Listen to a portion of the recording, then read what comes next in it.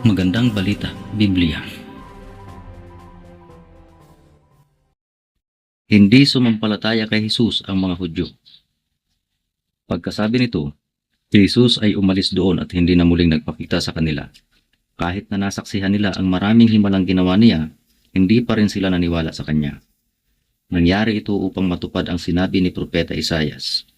Panginoon, sino ang naniwala sa aming ibinalita? Kanino ipinakita ng Panginoon ang kanyang kapangyarihan? Hindi nga sila makapaniwala sapagkat tulad ng sinabi ni Isaias, binulag ng Diyos ang kanilang mga mata at pinatigas ang kanilang mga puso upang sila'y hindi makakita ni makaunawa ang kanilang mga isip. Baka pa sila'y manumbalik sa akin at sila'y pagalingin ko. Sinabi ito ni Isaias sapagkat nakita niya ang kaluwalhatian ni Jesus at nagpahayag siya tungkol kay Jesus. Gayunman, marami ring pinuno ng mga Hudyo ang naniwala sa kanya.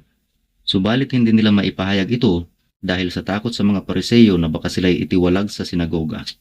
Mas ginusto nilang parangalan sila ng tao kaysa parangalan ng Diyos.